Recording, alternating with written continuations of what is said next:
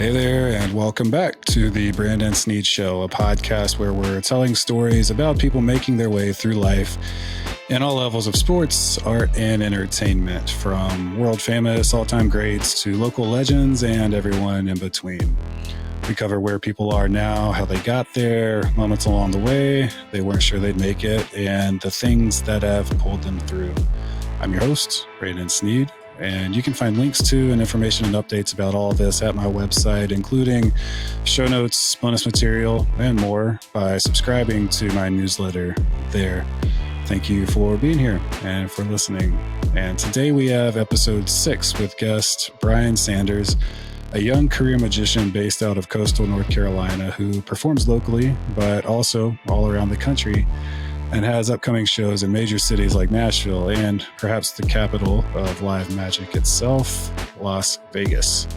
We cover how Bryan, who now supports his wife and son with his magic career, first got into magic and came to make a real living off of it, the surprisingly emotional backstory of magic in his family, and Bryan even blows my mind with a few tricks he pulls off on my phone and through our computer screens from hundreds of miles apart, which honestly freaked me out so much I'm still sweating a little bit from it. So thanks again for listening. If you're able to watch on YouTube, even better, so you can see the tricks. But even if you're just listening, still definitely be able to get the gist.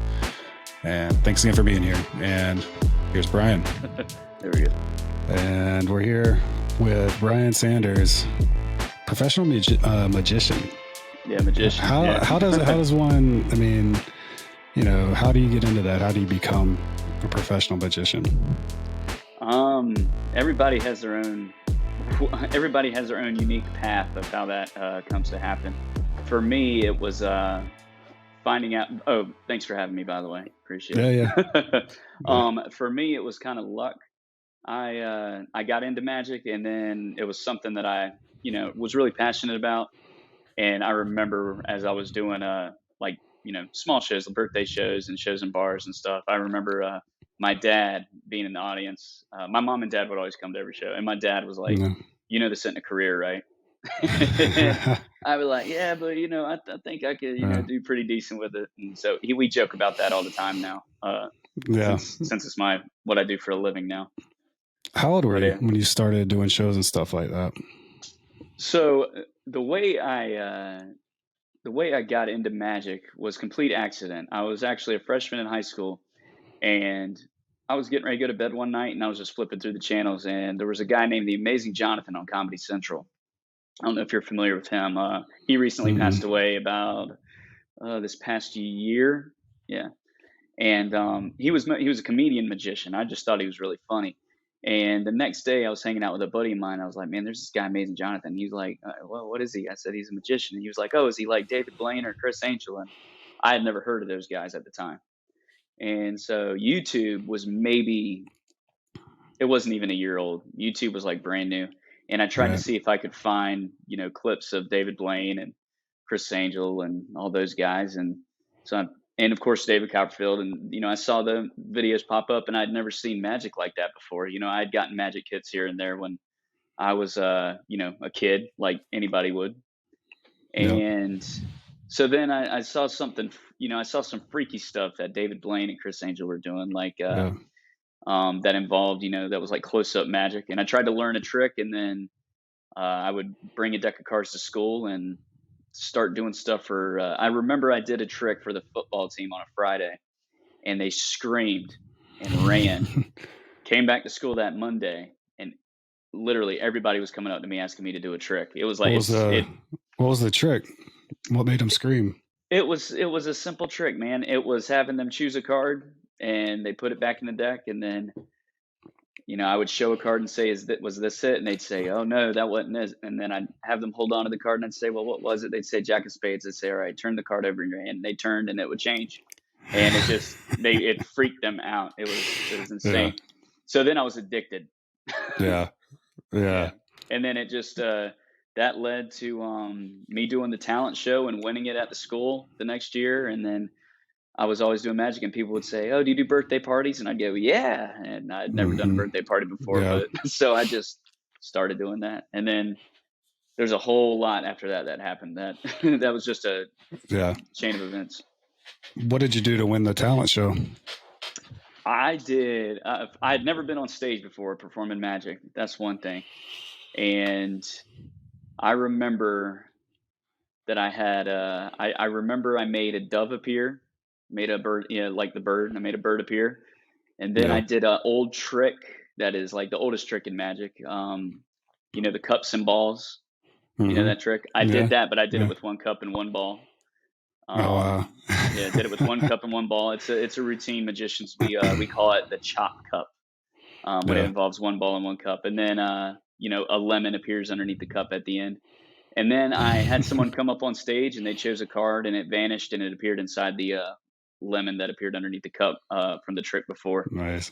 Yeah, I was a sight too, Nice. man. I bleached my hair was like bleach blonde and Oh, spiky. nice. It was Yeah. The it whole was like thing. yeah, man. It was like 2007 or something. So at the time that was kind of cool. Yeah. I mean, how much time, I know, magicians can't reveal your tricks, but like how much time goes into learning the tricks? Where do you learn them? What's the craft of behind like becoming able to do Yeah. those kinds of things? So the way I the way I went about learning was right when I got into magic, I learned that there was a magic shop about 10 minutes from where I lived, and on the beach in Atlantic Beach, and I would go there, and You're from once where? I'm from Morehead City, and it Yeah. was in Atlantic Okay. Beach. It was right over the bridge. Atlantic Beach. Yep. Yep, Atlantic Beach. And I would go there to this magic shop that I learned about, and the owner of the shop, whose name is Terry Morris, he was an older gentleman, and he would, show me tricks from behind the table, and he would recommend like certain magic books and things of that nature. Well, then he also told me about this thing called the Society of American Magicians, which he would call it. He just mentioned, this magic club that met in Jacksonville. It was like a magic club. Oh God, a Yeah. bunch of nerds and old guys getting together and saying, "Look at this trick," Yeah. Yeah. And he wanted me to go to he kept trying to get me to go to that club meeting for a long time. And then I was like, I don't know. Seems a little, try this, I'm not trying to be ugly, but this older guy, It's a little saying, "Hey, weird. you need to ride with me to this club." And Right. I'm like, a little pedophile-ish, we don't want anything like that going on. Which, obviously that wasn't, clearly that wasn't the case. But, when you're a Sure. young But kid, and you don't yeah. know the guy.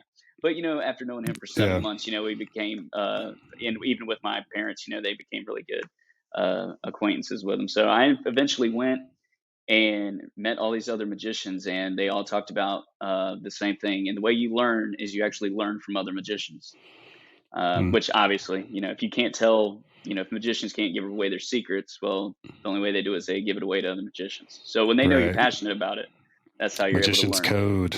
Yeah, It's the magician's Barney code, the Barney exactly. Stinson, right? Yeah, Magician's Barney Code. Stinson. That's right. Neil Yeah. Patrick Harris. He Yeah. actually, for a long time, because he's a magician in real life, Yeah. he He's really into actually, it, right? Yeah. yeah, he was. I think for a couple of years. I don't think he still is. No, he's not anymore. But recently, he was president of the Magic Castle in Oh, Los nice. Angeles. Yeah, Nice. he's I didn't really know that. into it. Hmm. That's cool. Yep. I remember. Yeah, him on How I Met Your Mother. His different magic tricks. It's Yep. cool. It Yeah. was really cool. Yeah, and then one of his best friends is a magician I really look up to. His name is Ed Alonzo. Hmm. And you probably recognize him from. Did you ever watch Saved by the Bell? Yeah. Okay, Yeah. Max's Diner. Hmm. Okay, Yeah. Max, the guy with the black hair and the glasses Hmm. and everything. That's Ed Alonzo, Okay. and Gotcha. and Yeah. he's actually in an episode of How I Met Your Mother with Oh, really? Patrick Harris. Yeah, he's in the airport. He's like a TSA guy. Okay. Yeah. Yeah. Got it. That's like the scene I was thinking of. Barney, Magician's Code. He's got Yeah, to it's that exact. Yep. reveal he's got to tell them why the bomb isn't a bomb, and That's exactly right. it's Yep. eventually the engagement ring. Yeah. That's exactly right. Yeah. Yeah. Cool. But I mean, are there different? I mean, I know there's different types, I guess, of magicians. Like, where do you fall? How do you kind of categorize yourself? Like, what do you do, Oh man. now versus what, maybe David Blaine, et cetera. Like, because I think David Blaine's the one everybody thinks of when they think magician, if Oh, they're I kind of love. vaguely aware of, celebrity magicians. So how do you sort of categorize yourself and other magicians? Oh man, that's a tough one. In Magic, there's the big stage magicians like David Copperfield, and I guess Chris Angel falls into that category, and Yeah. Lance Burton, Siegfried and Roy, all those guys. The big theater Yeah. magicians, Yeah. and that's how I kind of when I actually did a theater show for a little while from the time I was 17 to 19. I did the big illusions on stage, but the only thing that Hmm. drove me nuts about it was when you see a magician wheel out a box on stage. And there's Hmm. these magicians that do it. They do a fantastic job, and I'm not hating on it. This is just my opinion. But when you see a magician wheel this big box on stage and do something extraordinary, like making a woman appear, or making a contorting her body in a strange way, sometimes they'll go, the trick's great, but I feel like the audience is like, well, I've never seen a box like that before in my life, so I Yeah. think there might be a secret to the box, which Yeah. sometimes it is. Not saying. Yeah. Um, so I started getting more, and there's also mentalism, which is like mind reading stuff, which you and I Hmm. we might try a little something like that here in a Yeah. little bit. Yeah. Yeah. Before we started Um, recording, you told me to give you my phone number, and apparently you're going to text me something later. yeah, I'm gonna I'm So gonna I'm I gonna send gotta. you something. Okay. Yeah. And so there's mentalism, which is like mind reading. There's escapology, like Harry Houdini and guys like Chris Angel and all those guys. They do escapes and Hmm. stuff. As far as what I would categorize myself, I really enjoy doing close up magic, which is like street magic, kind of like what you see David Blaine and other people do on TV. But I also do a parlor cabaret style show, which can play up to like 200 people in an audience. So I guess I don't know. I really have appreciation for all styles of magic, but I think I always do love the close up stuff, like with Yeah. playing cards and things of that nature. Cool. Yeah, I remember one of my favorite magazine stories I ever read was by Chris Jones, the writer in Esquire, about Teller. And Teller has a Oh quote God. in, yeah, Teller has a quote in there. It goes like, sometimes magic is just someone spending more time on something than anyone else might reasonably expect. So I'd imagine that's kind of your life, is just a lot of doing things over and over again until Yeah, you nail it. I absolutely. mean, how long does it take to learn? Like, I mean, I'm sure different tricks, different amounts of time, but I mean, give me a range. Like, what does it kind of take to master some of these tricks, from like the simpler ones, maybe, to like the more complex ones? Oh man. Well, I mean, you said it. It depends on what the trick is. Like if Yeah. because sometimes some involve more dexterity, and then some are kind of more simple, almost self-working in a way. But when it comes to mastering a trick, I don't think there is a single trick that I can say that I've mastered, Yeah. because I don't know if you master it, then you're kind of, I guess you're just satisfied. Me, I'm always looking at ways of improving certain tricks I do, not even necessarily with the moves, but maybe the presentation of how you present the trick. Um, but I would say, to answer your question, like how long it takes, I mean, literally, me, I'm always practicing, so it takes hours Yeah. and hours and hours. Even just a simple move, like making a card appear at your fingertips, or something like Yeah. that. It just takes hours and hours of practice. David Copperfield, I know, does, I think, if I'm correct, he says for him to master a trick on stage, for him to get it down perfect to the way he wants it, I think he said it takes 1,000 performances of doing Wow. that trick. Yeah, which Wow. he's insane though, with the amount of shows that he does a year at the Sure. MGM. I Yeah. want to say he does in the neighborhood of 600 shows a year Hmm. at the MGM, which is just Yeah. crazy. Yeah.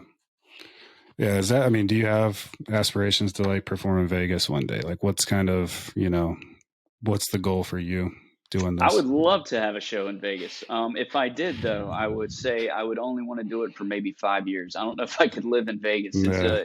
It's a lot different than on the beach here in North Carolina, Yeah. and I'm very Yeah. comfortable here and love this place. But I do enjoy traveling.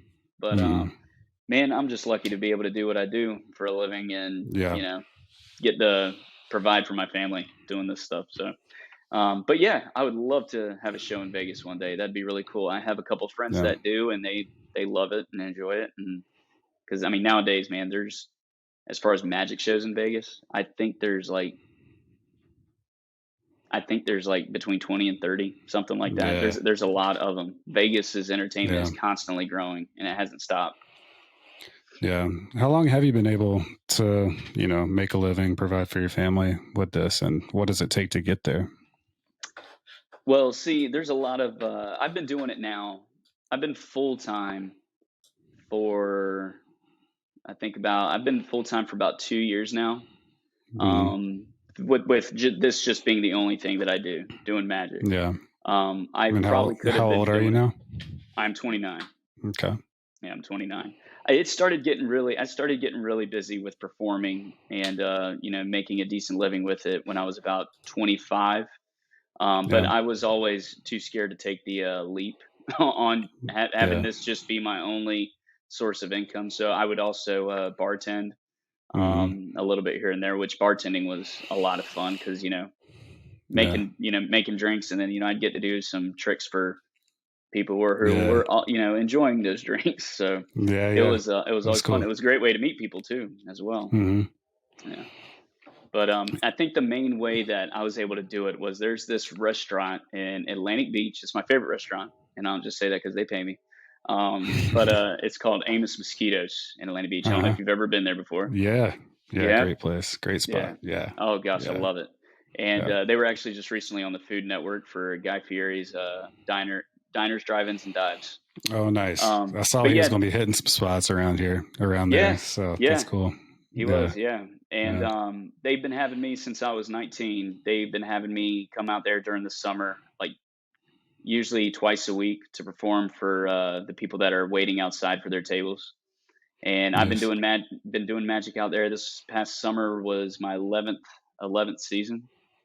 Nice. So between that and meeting people and networking constantly, talking and meeting with people, passing out business cards. It's just that was how I was able to do it. It's just Yeah. constantly, promoting myself at Amos Mosquitoes, and Hmm. I love that. I love that place. I'll be back again Nice. next summer. I'll probably only will be there maybe once a week, like on a Thursday, Yeah. because luckily, I'm very lucky to say that I'm gotten to the point where I'm more busy, traveling on the weekends doing shows. But Nice. yeah. So, but every other magician, they do it differently, whether it's, like marketing on social media or, Google, but for me, word of mouth and self promotion was the best way that I could do it.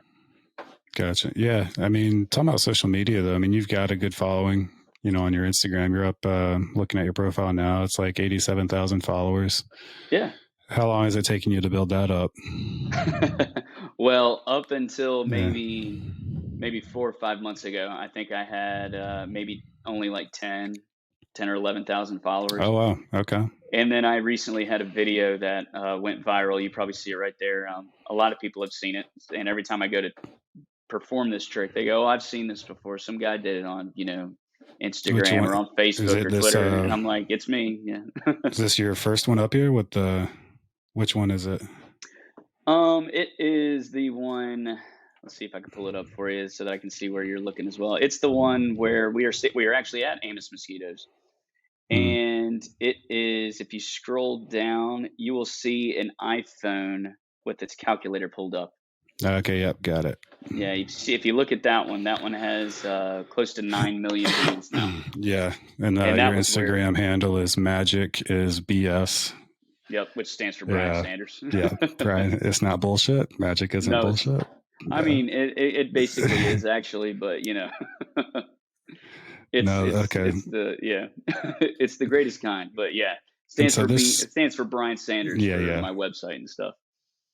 And so this trick, I'm watching it again now. You're pulling numbers from one iPhone calculator to another, like as though with your fingers, Yeah, and like dropping it dropping onto the them. screen. And then even the Yeah. person that I'm performing it for, they even do it at one point, remove the Yeah. number, stick it to their finger, and they place it on there.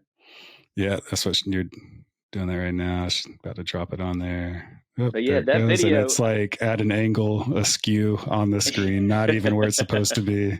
yeah, You're shaking the phone, you shook it so it goes down where it's supposed to be. Yeah, I mean, this is wild. yeah, that's a fun one, and it got so much attention. at first it started with that video was on Instagram for maybe a week and didn't do anything really. And then I uploaded Yeah. onto TikTok, and then that was like 500,000 views overnight. And then I don't know if that's what helped boost it, but then Instagram just started going crazy. And then I had Right. World Star, World Star Hip Hop or World Mm-hmm. Star. Yeah. Yeah. They Yep. saw it and they started asking for permission to post some of my content. And they've been posting. They posted that one first, and then ever since then they've been Yeah. reposting a lot of my content on their Yeah. page as well. So That's what they say, man. You just got to make stuff and put it out there. yeah, And give people a chance to find it. exactly, I mean, exactly. how long have you been posting and stuff? I have been posting. I mean, I think I started posting maybe a few years back. Are you hearing that notification bell? No, Oh, I don't okay, hear good. All anything. right, that's Yeah. on my that's on my computer, and I have my phone on Do Not Disturb, but I didn't know Yeah. if on my computer it was popping up too. I No, I started don't hear posting, anything.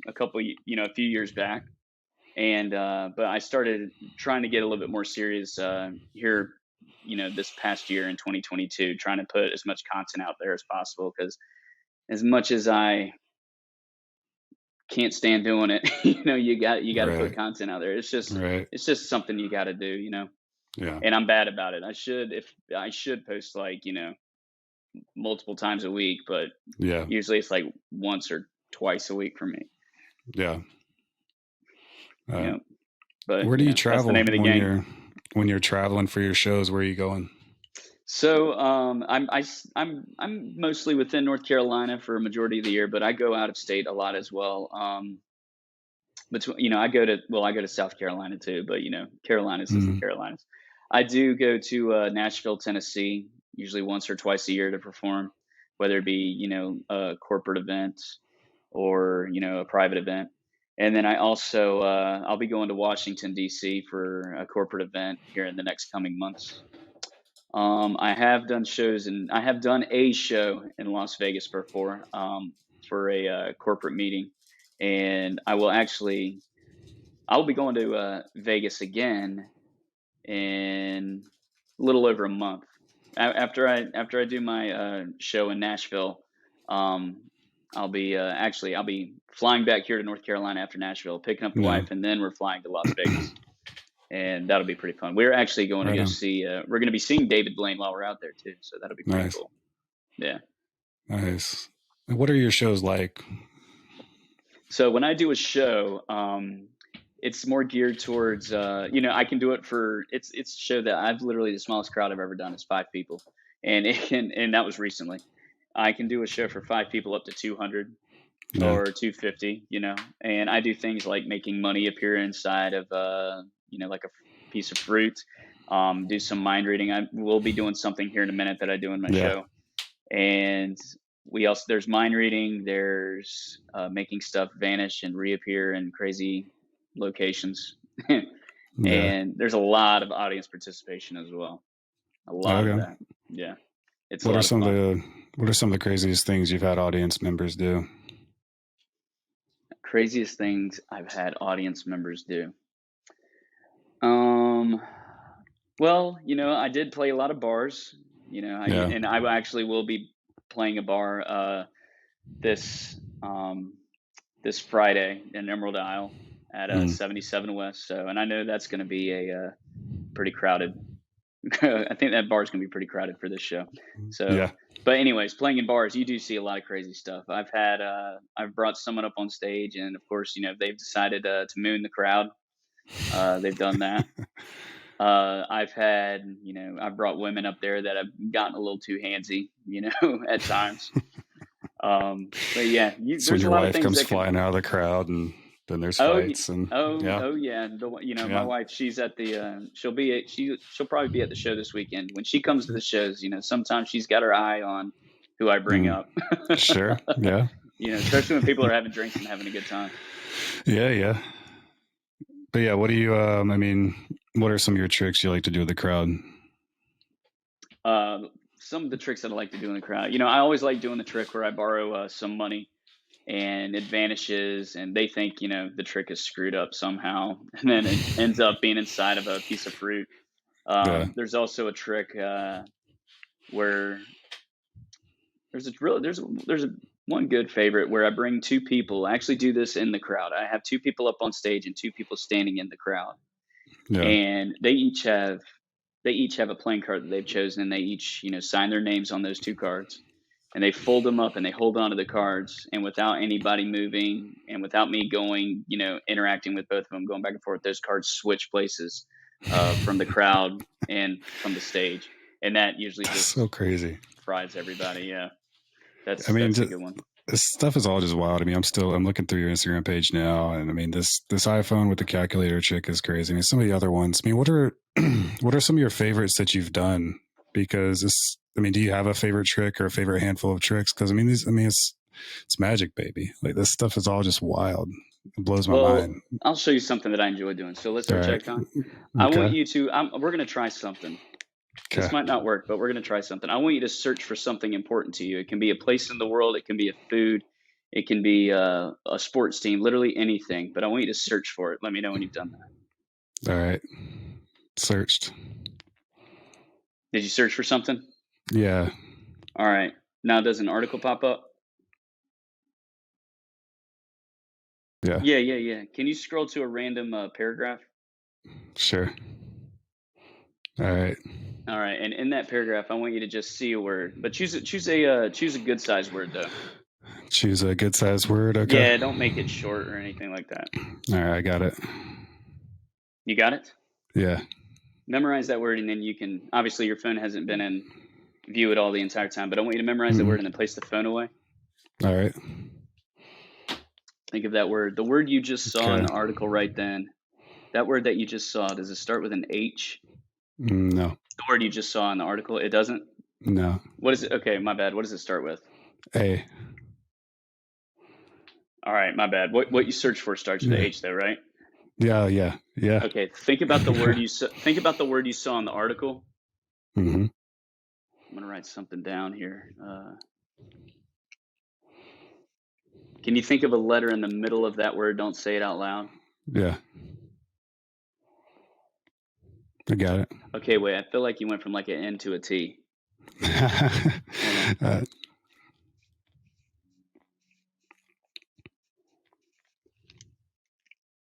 All right. So I just wrote something down right here. What's the word you're thinking of? What's the word I'm thinking of? Yeah, that you saw in the article. Advantages. Fuck you. But this is what's crazy, man. This is what's crazy. That's wild. This is what's crazy. You got me sweating. You didn't. Now look. Now that's crazy. You didn't say out loud what you searched for, correct? No. You didn't say it out loud. No one knows what you searched for. See, this is what's crazy. Before all of this today, I actually wrote on one of these pieces of paper. I wrote down a place, and I took a picture of it, and I saved it as my lock screen. Hold on. I had a voicemail. And you see what I wrote down? What does it say? Does it say Hawaii? Yeah. Yeah. Hawaii. Oh, that's so crazy, man. Oh, God. I'm not going to be able to sleep tonight. That's wild. That's something so I really wild. Doing. So how do you, I know magician's code, but like, how do you learn that? Like, what do you study that teaches you how to do this stuff? So, because I want to respect the code, but like, I gotta this is just crazy. There are some magicians. There's some magicians that I'm good friends with that help create the possibility, if you will. They help create the possibility to be able to perform. I feel like, hang on a second. Let me, because we didn't show anybody. I mean, that is what was on my freaking. I don't know if you can see it. I can see the flag. Yeah, it's the screen's not. I don't know. But there you can kind of. Yeah, that was it. But yeah, so what do you study to learn how to do this? That's crazy. I mostly just learned from other magicians, and I try to get I learned from other magicians, and I try to pick up inspiration from I get inspired from other magicians as well, but also get inspiration from, other entertainers that aren't magicians. Like for instance, I love comedy, and like my favorite comedian of all time, I think he's the GOAT in my opinion, is Dave Chappelle. Oh And yeah. I Yeah. most recently saw over at PNC in Raleigh. I just most recently saw Adam Sandler put on an Yeah. amazing show, and watching their showmanship and how they interact with audiences and things. I get inspired by that as well. Yeah. But yeah, that's basically the gist of how you basically learn from other magicians. I mean, that one specific like trick you just put. I mean, is there a name for it? Well, there was a couple of different things going on right there, so it was like a Yeah. combination of stuff. It is a trick that David Blaine has actually performed on one of his specials in the past, and I hear the fingers going crazy doing some research on it. He actually does. He Yeah. actually performs it for Margot Robbie. Mm. And one thing that's kind of funny is a lot of people compare Margot Robbie and Jamie Presley, talking about how they look alike and everything, and how people sometimes Uh, get them confused. I actually just recently performed that trick for Jamie Presley like last week, and yeah. Yeah. uh, and made her cry. So that No she just, way. not in a bad way, she became very Yeah. emotional from it. Yeah. So that was I pretty mean, cool. it is. It's But just David Blaine and I have some mutual friends. I will say that. nice. So that's how. Yeah. How much work has gone into like that specific trick? I mean, what's like A the? lot, a lot. I I performed mean, it. I can't imagine. I do it a little differently than some other performers do, or magicians, because I'm not the only magician that does a trick like this. They do other tricks that are similar. But that one I've been doing for probably close to 8 or 9 years. Yeah. And I didn't always do it this way. Now I enjoy performing it this way. Now if I'm doing it on stage, I usually won't, show what's written on my phone, because Yeah. 200 people, unless there's a projector screen, Yeah. But I've been performing that one for a long time, long time. That's God Almighty. That's so wild. We can try a card trick as well if you like. Sure. Yeah. Let's do it. We'll try a couple. First, we'll do this. I'm gonna bring the camera down so hopefully you can see. Can you see okay? Yeah. Let's push this back a little bit. All right. So we'll give these a quick mix. Not sure how this will go because the video is a little bit fuzzy on my end for now, but we'll do it. Yeah, I can see them. You can see them. It is a little fuzzy. Mhm. No, that's okay. Yeah. You'll be able to recognize the shape and everything, hopefully. Yeah, it'd be fine. So it doesn't matter. We just need a random card. So obviously you can't reach through the screen and choose one. So as I drop the cards like that, just say stop. All right. All right. So say stop whenever. All right. Stop. Right there. Yep. All right. Take a look. Yep. Memorize it. That card is going to get buried into the center like that. And we're going to give it a shuffle. Give it a shuffle like this. And what we're going to do now is we're going to do a sloppy shuffle. All right. So this is what a sloppy shuffle is. All right. We're going to take the cards and mix them face up and face down like this. Face up and face down. All right. So they're in a bit of a mess like that. Yeah. We'll square that up and we'll give them another mix as well. So as you can see, they're in a pretty big mess. Yeah. Right? Yep. Well, this is what we're gonna try. So, can you? I'll try to set my phone right here. Can you name a number? Name a small number. Just pick a number. Yeah, small number. All right. 7. 7. Okay. Yeah. Cool. So hopefully, I know it's fuzzy, but hopefully, can you see the clock? Yeah. All right. What we're gonna do is cost time to go back 7 minutes.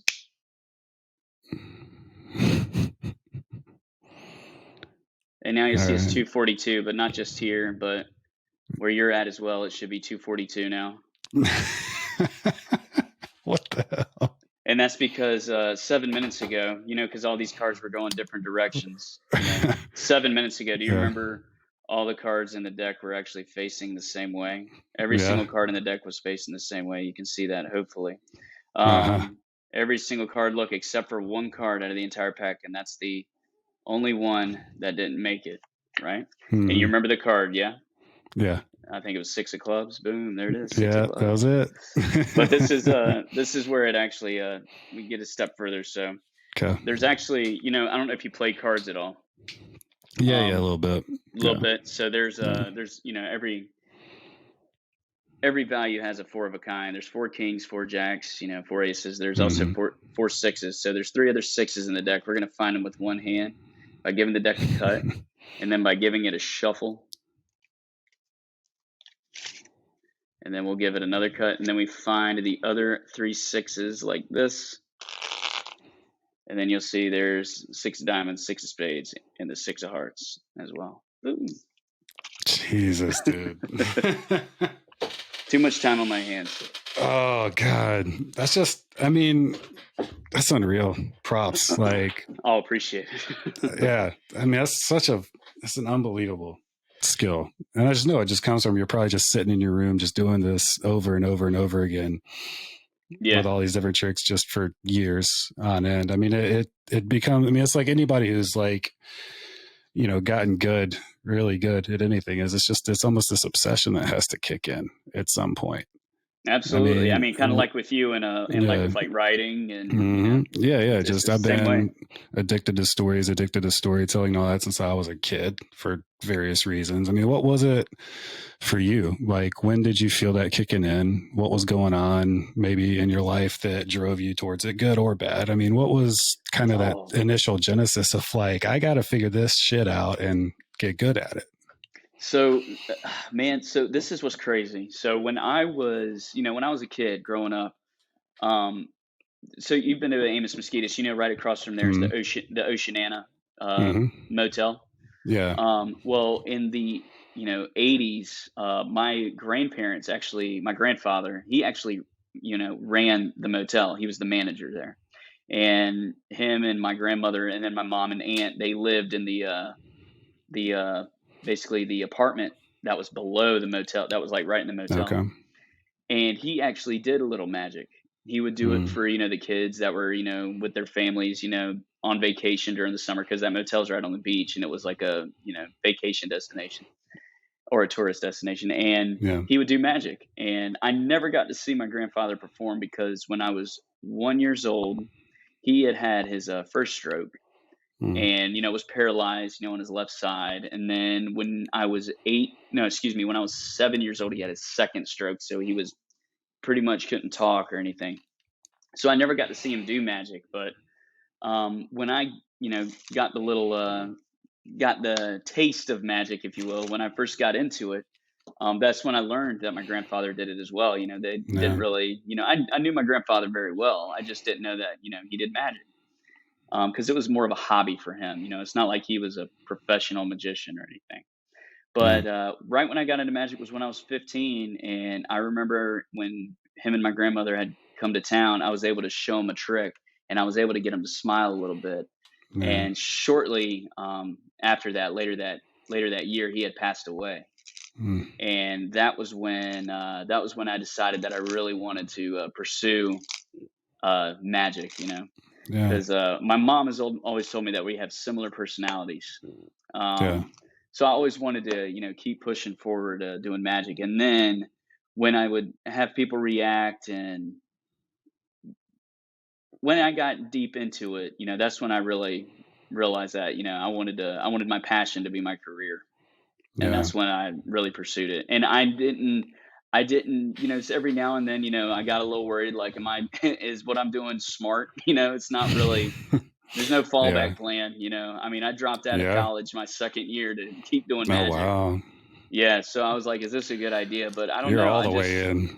Oh yeah, oh yeah. I was in. I was like, my Wow. dad. I remember having people like my dad or friends going, "Well, what's your plan B?" And I was like, "There is no plan B. Having a plan B is an option to Right. fail." So I was like, just Yeah. gonna keep moving with it. Yep. There's only I one mean, plan.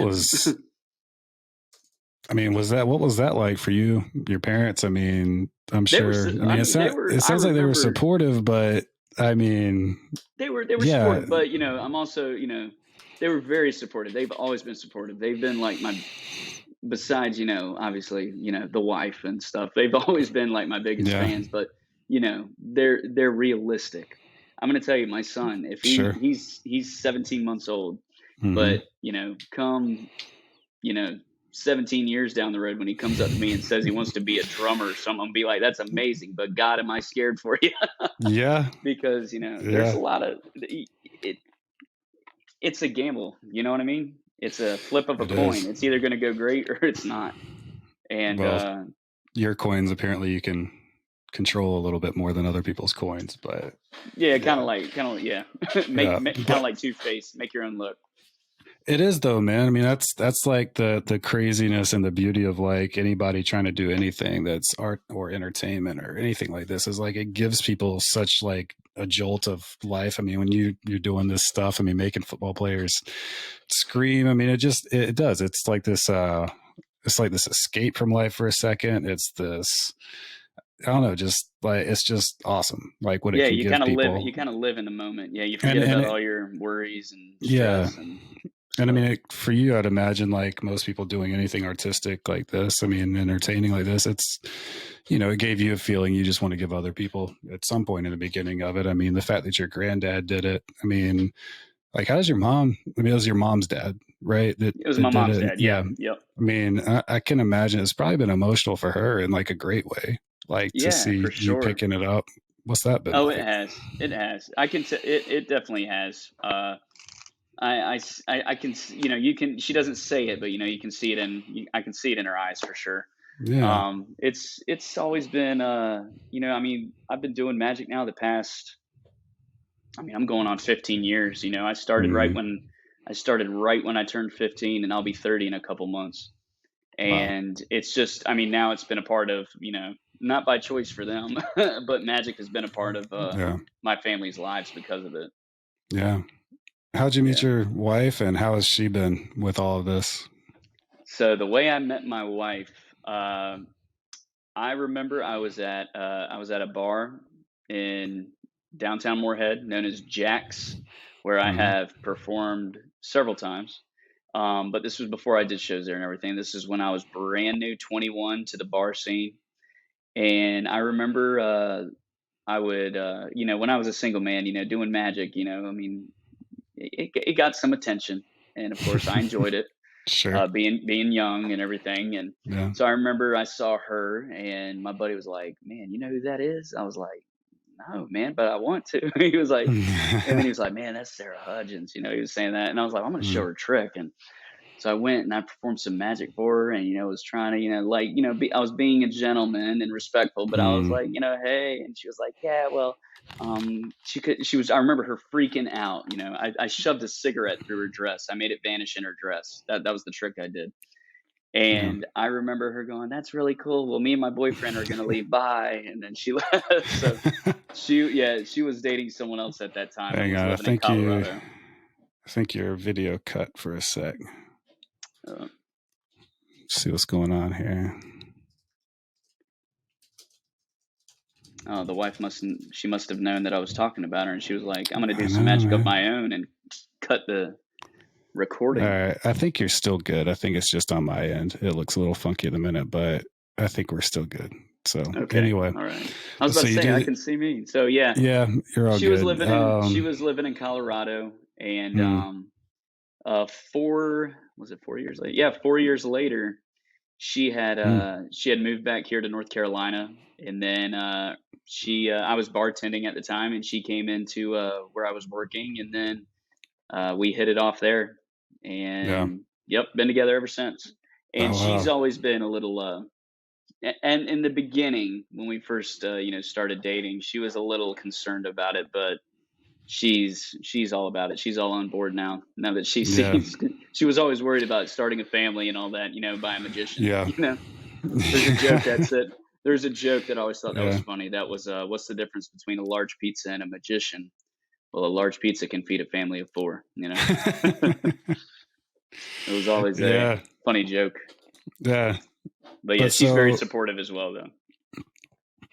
I mean, how does it go? Like, so you go to the shows and all that. I mean, now, I guess if you built up, a steady following or regulars who like are booking you, like on a steady Yes. basis? Like how do you build a career, as a magician outside of, I mean, being, David Blaine or David Copperfield or Penn and Teller, Oh, those guys like that are, more well known. I mean, clearly you don't have to be famous to make a living as a magician. So how does that no, work? not at all. Basically, I mean, you hit it right on the head. Having a clientele that's consistent with booking you every year. There's different companies that hold functions, annually, and they usually have me come and perform during their dinner sessions or cocktail hours. And of course, you have other clients that come to you to perform that is literally just a one and done, Mm-hmm. like weddings, for instance. Unless they're planning on getting married every 2 years and not Yeah. having it work out, but you know Yeah. which I'm not bad luck to your wedding, I will say that. I don't No, think I don't think you I got a have any good track divorces under record my there. belt yet. Yeah. You can go to the But divorce party. yeah, shoot, it might Make even that a be a little thing. bit more crazy. That's actually not a bad idea. That's a good way, a divorce Yeah. party magician. Yep. Make your Um. ex disappear. Yeah. Exactly. Oh, Uh, but yeah, report clientels or repeated clients. Excuse me, repeated clients, and just constantly networking. At every show that I do, I usually yeah. will get at least one or two other bookings from it, just from someone seeing me perform there. Yeah. I And mean, I go ahead. I was just going to say, and I recently signed with Stafford Entertainment and Talent, and I have Bill Stafford as my agent, and so now I don't really have to worry about going to find gigs anymore because now he just Nice. brings them to me. So it's a lot easier. It's a, a lot taken off my shoulders, basically. Nice. Yeah. Where did you ever, I mean, I'm sure you weren't ever going to quit doing magic itself, but I mean, as far as the idea of it being a career, anything like that, I mean, if you dropped out of Hmm. college, no Yeah. plan B really, but Yeah. I mean, how do you keep I going had through other, the dry yeah. spells and things like that? Well, I always, had a job, whether it be bartending or, for a while Yeah. I worked for Coca-Cola, and my dad is one of the higher ups with Coca-Cola in this area, and which was one thing. I worked for Coca-Cola also, but I couldn't be promoted or, move Right. up in the company because it was conflict of interest of my Sure. dad being, the boss. So, Right. Yeah. um, but I always had a job, and so I was never worried really about money or being able to support myself because I was able to still do shows and Hmm. make a living, not make a living completely, but make money doing that, but always have, another job as well and do shows on the side. So it started out as me working and doing shows on the side, and then eventually it started going like this. And then when it Hmm. was like when it kept growing, that's when I felt confident enough to just do magic. But Yeah. in the beginning, like anybody, I was worried, and there was a time where, and now when this is more like when I was maybe 16, 17, after about a year or so of being in magic, that I started to kind of drift a little away from it. I still enjoyed it and would still do it, but I didn't become as serious about it to where I was practicing every day, because I was in high school, I was, hanging out with friends and, doing all that stuff. And so I did drift away from it for a little while, but I always came back to it. That was really the Yeah. only time. Gotcha. Yeah. Well, even just, I mean, mentally, I mean, how do you kind of, I mean, call it, perseverance or whatever, but how do you keep that going when you're not sure if it's going to work out? Take it one day at a time. Yeah. I stopped worrying Yeah. too much about. I mean, the only time I really worried about the future is like when my wife and I like plan on when we're gonna buy a house or when we're gonna have baby number two. I think about the Mm, future then. When it comes to like my career with magic, I don't think too far into the future anymore. I just take it one day yeah. at a time, and just keep grinding. Because when you do that, Yeah. then you add so much worry and anxiety onto yourself Yeah. that it Yeah. drives you crazy. So you just take it a Yeah. day at a time. What about magic itself? I mean, in culture, society, like the evolution of it. I mean, how have you see? I mean, you kind of joked earlier, it's like a bunch of nerds, Yeah. kind of thing, and it is. It's a super nerdy thing in a lot of ways, but really, if you think about it, everything is. And so, I mean, where do you see magic having kind of come from, socially speaking, and where do you kind of see it going? I mean, Oh, I think I was introduced to, I mean, I'd seen, some basic stuff, but I mean, I think a lot of people, the Chris Angel mind freak, idea yeah. from a few years or however long ago kind of, you know, It's been a while gave since gave Mind it a Freak certain was really hot. reputation. Yeah. Yeah. So I don't know, just how do you see, the evolution of magic over the years and where do you kind of see it going? Well, it's crazy because I remember when I got into Magic, um, because I was like right at 15, and at that time, like Chris Angel Mind Freak was at the height of its popularity. Hmm. I think it was like I think he was on like season 3 or 4 on A&E or something, and that was when everyone was still watching television. Which people Yeah. still watch TV, just they watch it differently. Hmm. They Yeah. don't, sit there and be like, "Oh man." I mean, Yellowstone's a different story. Everyone's gonna. I watch Yellowstone, and Yeah. so that's the Yeah. one show Same. that we Hmm. plan. Okay, it's Sunday. Yeah. It's time to sit down and watch Yellowstone. So that's a little Yeah. different. But I Yeah. mean, back then, everybody said, "Oh, it's Wednesday night. Let's watch this." And so back then it was different, but now it's gravitating to where Magic is at its peak, I think, or it's not really at its peak, but it's at another peak that it's reached on popularity because you have shows like Penn and Teller Fool Us. Hmm. You have the Carbonaro Effect, which is currently off there now, but they still do their reruns. And you also have Masters of Illusion is still, on. But another thing going away from television is Magic on social media because now everybody is, glued to this. So they Yeah. stare at it and they have like a 15-second attention span on everything. Yeah. So that's why Magic it's evolved to where it's different. It's Yeah. not the Magic that's popular now isn't, watching the David Copperfield specials that would come on where he would make the Statue of Liberty disappear. Now it's, a TikTok video of someone taking a marker and shoving it up their nose, pulling it out their mouth, Just and like casually yeah, doing just that. 10-second videos and then swiping. It's all about Yeah. these short 30, 15-30 second clips of content that everybody's kind of obsessing over. There's one magician. No. There's a magician. Well, he's not really. We've met a couple times. His name's Julius Dean, Mm. and he has a crazy following on social media. And I feel like he was the original like social media magician, if you will, Okay. that started, especially on Instagram and Facebook. Julius He's D. Julius Dean, Dean. Dein. Got it. Yeah. Julius Dean. He's Okay. got probably 6 Oh million yeah, followers on it. I have You've seen seen this him guy before. around. Yeah. He Yeah. looks like Gene Wilder and Hmm. Harry Potter got together. Yeah. He's very nice though. He's very cool. He's a very cool guy. Very, very cool Okay. guy. Yeah. Cool. Yep. Yeah. And but yeah, that's how Magic's basically going. It's just going with the trend of of Yeah. today's society with social media. Yeah.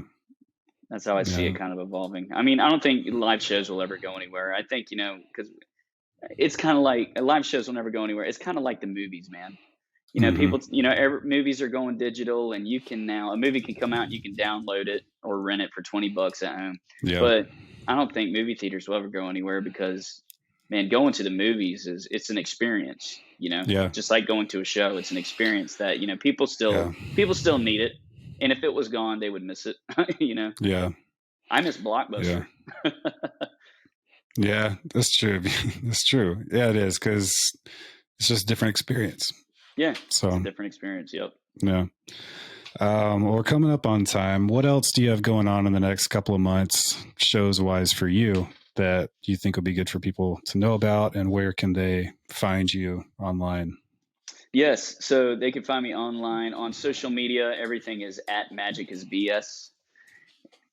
And website Okay. is magicisbs.com. Anybody that, wants to see a performance by me or book a performance by me can fill out the forms that are presented on that website. Cool. This Friday, December 2nd, I'll be performing at 77 West, which is a bar in Emerald Isle. I will be there at 7 p.m. and they're not really, there's no tickets to buy really. You can just pay $8 at the door for a cover charge. And what they're doing is they're going to take a percentage of the ticket sales and they're going to donate it to a local family in need for the holiday season. So I'll be there at 7 o'clock Right on. doing a show there, and I'll be there to hang out after the show to perform magic for people that want to see like a small card trick or something like that involves their phone or anything on their person. Yeah. And then after that, it is just wide open with the holiday parties for corporate and private events mostly throughout North Carolina, in the Raleigh and Greensboro and Charlotte area, and locally here. And I will be in your neck of the woods, actually. I think I will be. Oh, yeah. Have you ever heard of is it Sound Partners? I believe is what it's called. Sound Partners. Yeah, I think I know who you're talking about. Yeah. Actually. Yep. I will be doing. Yep. Sound Yep. Partners. I will be doing. I'll be doing their Christmas event, and then after Right that, on. I will be in Nashville, Tennessee, January 5th or 4th. I'll be there January 4th, and Cool. I'll be performing. I'll be performing for the corporate event for Big Rock Sports that they're having, and then I will also be at the Luke Bryan bar and Jason Aldean's bar performing magic there. And Right after on. that weekend, I will be in Las Vegas. So if anyone is around the area, be sure to slide in the DMs and say hello. Maybe I'll meet you for a Awesome, drink. man. Awesome. Yeah. Well, this has been great. I'm still sweating a little bit from that mind fuck, but this was fun. It was really cool. Thanks for having me, man. I appreciate it. It was fun. Yeah, it was great talking to you. I mean, it's wild. Like, I mean, you don't always think maybe about magic and all different kinds of art being so similar, but I mean, at least the process of kind of making it, and it's very much the same, is like you get obsessed with a thing and then you just got to keep doing it. And like you said, you can't be thinking so much about the future. You just got to go do your thing every day and take it one day at a time. It's almost I mean, one of my writing mentors, I mean, he says we're all degenerate gamblers at the end of the day, and it's this combination of faith and delusion, and you just got to ride it, man. So, and that's what you've been doing. That's awesome to see. Absolutely. Cool. Well, wish you all the best of luck with everything. It was great talking to you. And great talking with you too. I'm just gonna wait for my phone to do something freaky later when we, after we hang up. Just never know if you're gonna be fucking with me. So that's right. This was a good time, man. Thank you again. Appreciate it. Absolutely. Thank you so much for having me, man. I appreciate it. Thanks again, Bryan, for taking the time and blowing my whole mind. Thank you again for listening. Make sure to check out my website, brandonsneed.com, for more updates and information, and subscribe to my newsletter there to get show notes, bonus content, and more. And we'll see you next week with more. Thanks again, and have a good one.